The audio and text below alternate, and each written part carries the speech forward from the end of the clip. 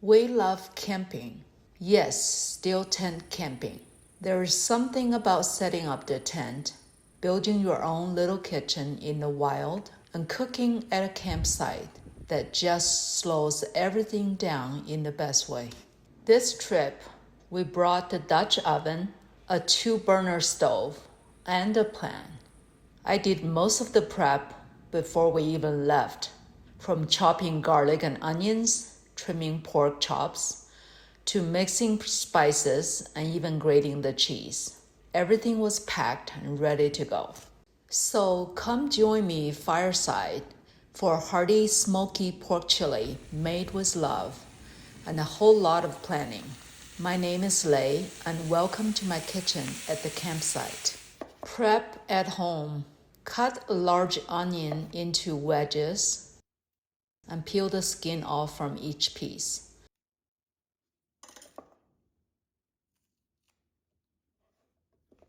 Then chop them into smaller pieces. Slice a lime and store the wedges in a small plastic bag.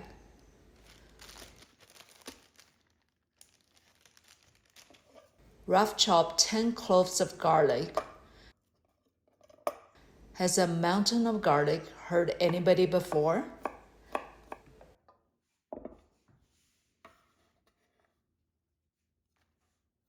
Wash 2 cups of cherry tomatoes off camera and add all to a baking pan. Season with salt, pepper, and olive oil, and toss to mix. Bag them in a large Ziploc bag. For the protein, I trimmed the fat and chunked the bone-in pork chops, saving the bones and fat to help build that deep, smoky base later. The pork pieces and bones were all seasoned with salt, pepper, and olive oil.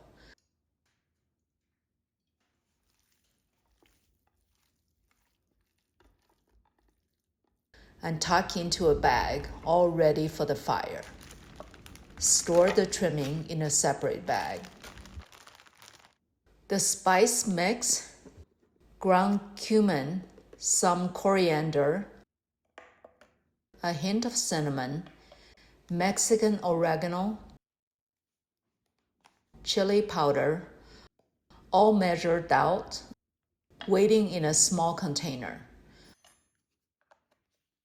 With 2 bay leaves, tucked in like a secret. Even the cheddar was grated in advance, because when you are cooking by firelight, it helps to have a head start. At camp, searing, simmering, and serving. I start by tossing a few pieces of that reserved pork fat into the hot Dutch oven. It sizzles right away and rendering down to pure flavor.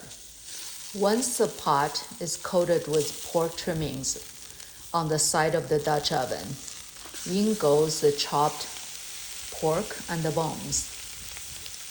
I want a good sear. Color equals flavors, and we're building that from the ground up. When the meat's brown and the edges are golden, remove them from the pot except the fat trimmings. Drizzle more olive oil and add the prepped tomatoes, garlic, and onions we packed back home. Then hit the heat and release all that sweetness and smoke. Toss occasionally and saute for a few more minutes until the onions are golden brown.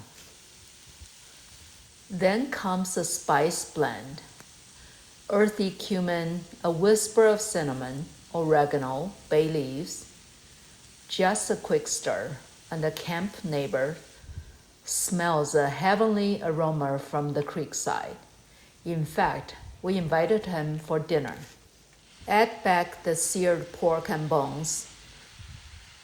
followed by a bottle of 505 hatch chili, which is 16 fluid ounce in size. Rinse the bottle with some chicken stock to get all the goodness into the pot, and add more chicken stock, about halfway high into the pork chili. Stir and cover the pot to cook. Open the lid and stir to make sure all get cooked evenly. Taste the broth and add more salt as needed. I seem to always add more salt. Cover to simmer on low heat for an hour. After an hour, open the pot and taste one more time and add any seasoning if needed. Place the tortillas wrapped in a foil on the lid to warm them up. Off camera, I chopped up fresh cilantro and diced half an avocado. The chili thickens, the pork melts. It's hearty, rustic, and full of depth. When it's ready, I ladle it into bowls. Steaming and rich. Top each one with a wedge of lime, chopped cilantro, avocado, and grated cheddar cheese. This is more than just camp food.